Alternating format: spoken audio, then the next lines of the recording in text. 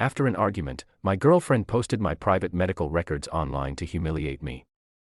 I didn't reply. Instead, I had my lawyer send her a CUN court email. The post vanished and she was left frantically leaving tearful voicemails begging me to call it off. I'm 29, male. For 2 years, I thought my relationship with Amanda, 27, was the real deal. I genuinely believed we were on the same team. I learned last week that we weren't even playing the same sport. It all detonated over something that should have been a non-issue. I have an autoimmune condition. It's a daily grind of chronic pain and fatigue that I manage, but some days it wins. Last Saturday was one of those days. We had a friend's barbecue to go to, and I told Amanda, I just couldn't. The pain was too intense. I needed to stay home and rest. She lost it. It wasn't just disappointment. It was contempt. She called me lazy and attention seeker, and accused me of using my illness as an excuse to avoid her friends. The argument got heated, and she said some things that cut deep, calling my condition convenient and me pathetic. Then she stormed out, slamming the door so hard the photos on the wall rattled. I was too hurt and exhausted to even process it. I took my medication and crashed on the sofa. Hours later, I woke up to my phone buzzing like a trapped hornet. A flood of texts, DMs, missed calls. My friend, Timothy, sent a screenshot with the text. I am so sorry, man. What is she doing? I opened the image and the world went quiet.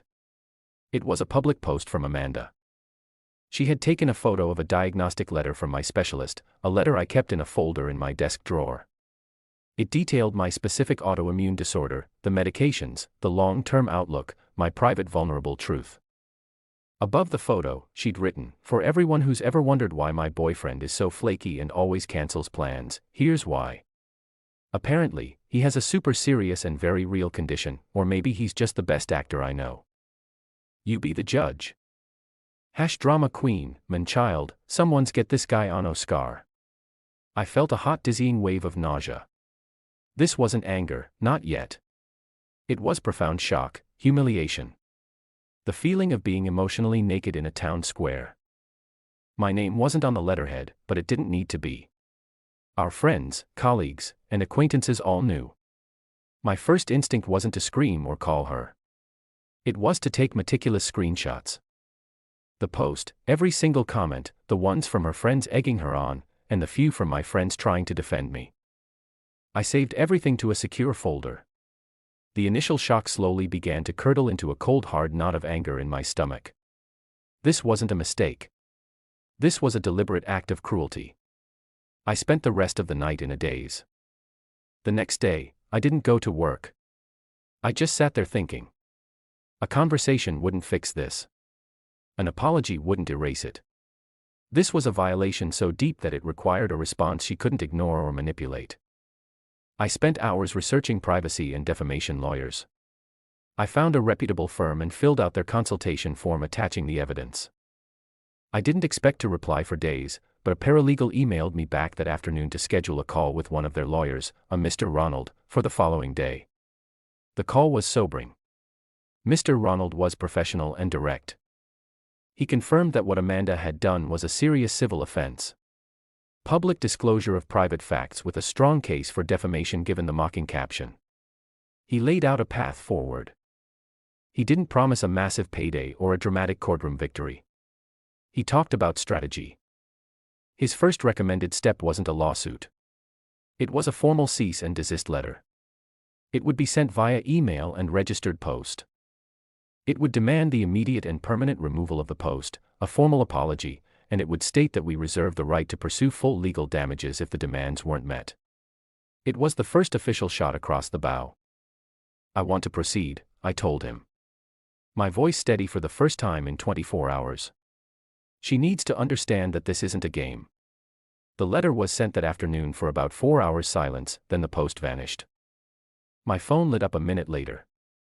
It was Amanda. I stared at her name, then hit decline. It went to voicemail. Voicemail 1 panicked. Brian. What was that email? My dad saw it. He's freaking out. A lawyer? Are you serious? I took the post down. Look, it's gone. This is insane. You're taking this way too far. Call me back. This is a huge misunderstanding. Another call. Voicemail. Voicemail 2.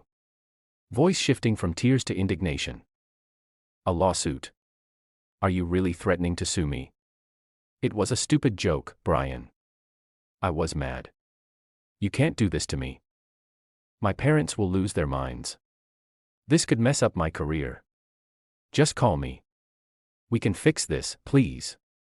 The voicemails kept coming. Each one was a master class in non-apology. She wasn't sorry for what she did. She was terrified of the consequences.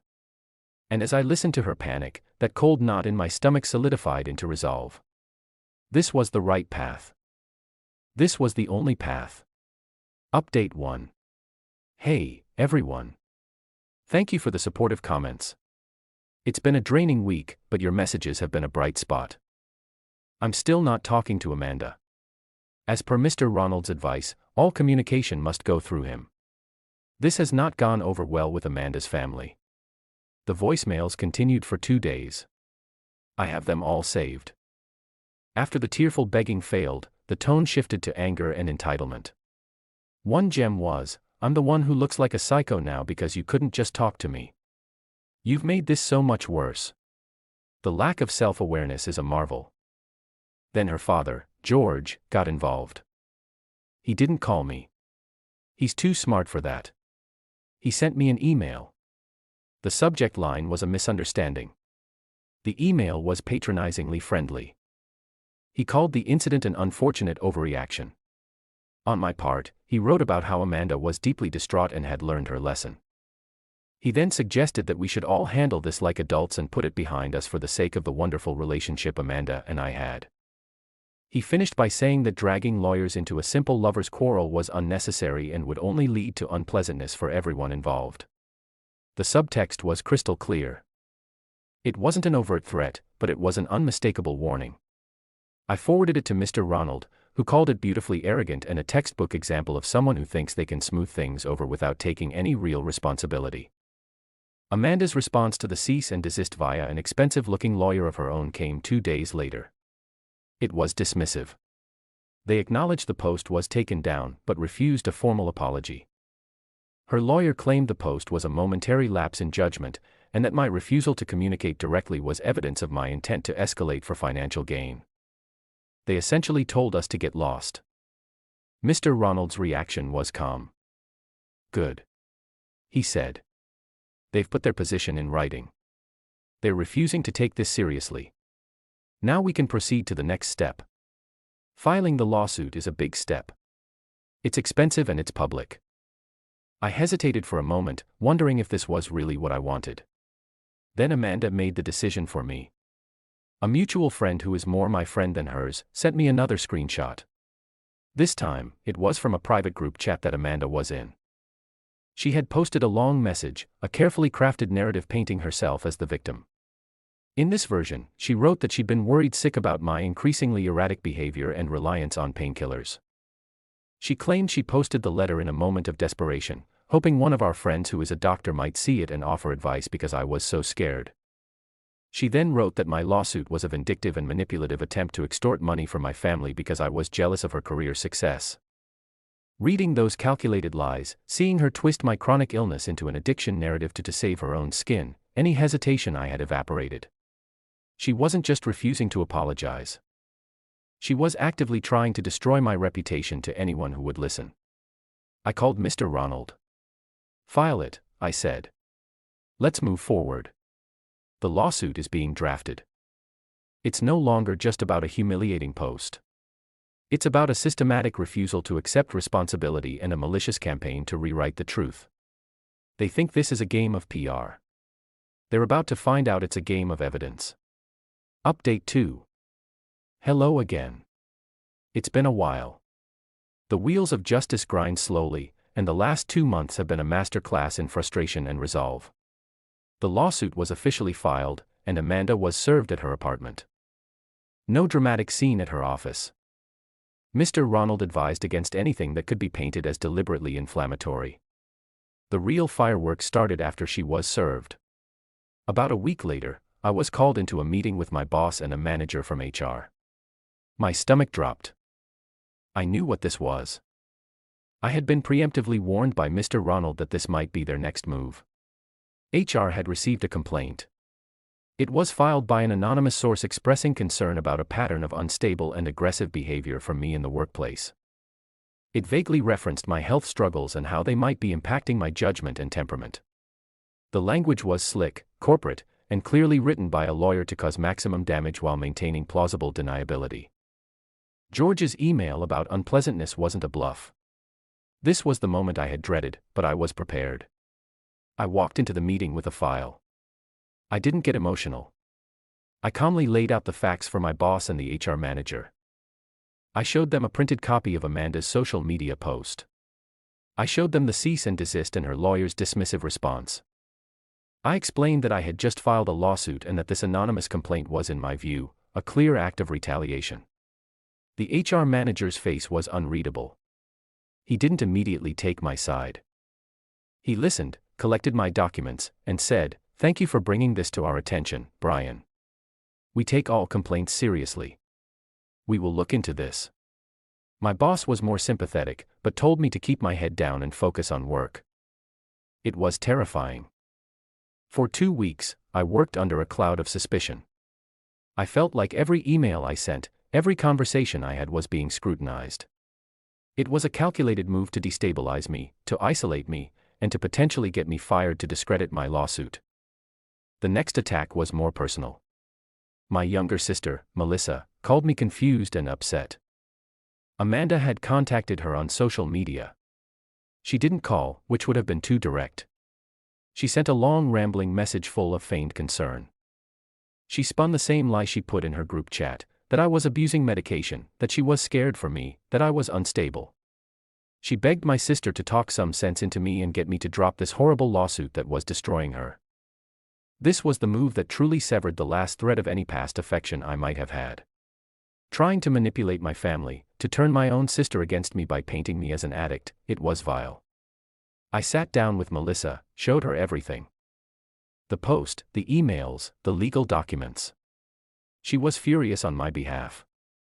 "She's not just a bad ex-girlfriend, Brian," she said. "She's a genuinely bad person." Meanwhile, the legal battle turned on. Amanda's lawyers filed their response to our suit. It was a work of fiction. They claimed the post was intended for a small private audience. It was public. That her caption was an expression of concern. It was mockery. And that my condition wasn't private because I had told a few close friends about it. They then filed a frivolous countersuit against me for malicious prosecution and causing emotional distress. Mr. Ronald was unfazed. He told me that these aggressive, baseless tactics were common for defendants with no real defense. "They are trying to make the process so expensive and so miserable for you that you give up," he explained. "Our job is to show them that we will not." The attempt to get me fired failed. After 2 agonizing weeks, HR concluded their review. The official feedback was a sterile email stating that the complaint could not be substantiated. The cloud over my head lifted, but the stress had taken its toll. This entire process was affecting my health, which was the ultimate irony. They were trying to bury me, but every malicious email, every lie to my family, every baseless legal filing was just another piece of evidence. They thought they could grind me down. They didn't realize they were just handing my lawyer more ammunition. Final update. Hey, everyone. This will be my final update. The past 6 months have been a slow, quiet, and brutal war of attrition fought through legal documents and scheduled proceedings. It's finally over. We settled out of court a month ago. For anyone hoping for a public trial, I understand the appeal. But Mr. Ronald explained that a settlement gave us control, certainty, and a better outcome than risking the unpredictability of a trial. He was right. The tipping point was the deposition phase. My deposition was grueling, but I stuck to the facts. Amanda's was a disaster for her case. Under oath, confronted with her own social media posts, emails, and the timeline of her actions, her stories fell apart. Mr. Ronald didn't grill her dramatically. He just calmly asked her to reconcile her claim that the post was a cry for help with the mocking hashtags she used. He asked her to explain why her concerned message to my sister was sent after my lawsuit was filed. There was no big breakdown, just a series of long, damning silences and muttered, "I don't recall," that were recorded by the stenographer. Her father George's deposition was even more revealing. When presented with his friendly email, he was forced to admit under oath that he had tried to intervene in a pending legal matter. It completely undermined their entire narrative that they were the victims of an aggressive lawsuit. Shortly after the depositions, their lawyer called ours. They wanted to settle. The first offer was insulting. They'd pay a portion of my legal fees. We refused. The negotiations dragged on for weeks. They fought over every single point, but the evidence was overwhelmingly in our favor. They had no real defense, only bluster, and they knew a jury would likely see right through it. Here are the final terms of the settlement. The financial consequence. The settlement they paid was substantial. I can't disclose the number, but it was a solid six-figure sum. It's not never work again money, but it is enough to cover all my legal expenses, create a significant emergency fund specifically for my medical needs, and provide a down payment for a small apartment. It's security. It's peace of mind. Mr. Ronald successfully argued that the amount should reflect not just the initial act, but the documented campaign of harassment and attempted reputational damage that followed. The written admission. This was my non-negotiable term. Amanda had to sign a formal legally binding statement. It wasn't a fluffy apology. It was a factual document reviewed by both legal teams that states she publicly disclosed private medical information without consent, that her accompanying public statements were defamatory in nature, and that she retracts any and all false claims made about my character to third parties. It is a powerful document. It's my insurance. If she or her family ever breaches the non-disparagement clause of our agreement, I am free to make that signed admission public. The natural fallout. I haven't sought out information about her, but a few things have trickled back to me. Her social media is now completely private. The friend who sent me the group chat message mentioned that Amanda's circle of friends fractured badly over this. Some were disgusted when they learned the truth. Others just didn't want to be associated with the drama. I don't know if she lost her job, and I don't care to know. Her life is her own mess now. My concern is my own peace. As for me, I'm recovering. This process was brutal. It took a significant toll on my mental and physical health. There was no single moment of triumph, no fist-pumping victory. When Mr. Ronald called to tell me they'd accepted our final terms, I didn't feel elation. I just felt quiet. The tension I'd been carrying in my body for 8 months began to unwind, and I was just exhausted. The betrayal left a scar. I'm more cautious now, slower to trust. The world feels a bit sharper edged than it did before, but I'm moving forward. I'm focusing on my health, my work, and the real friends who supported me without question. I stood up for myself. I saw it through to the end, and I achieved a real tangible form of justice. It wasn't easy or clean, but it was necessary. Share your thoughts in the comments section. Thanks for your precious time. If you enjoyed this story, then please make sure you subscribe to this channel.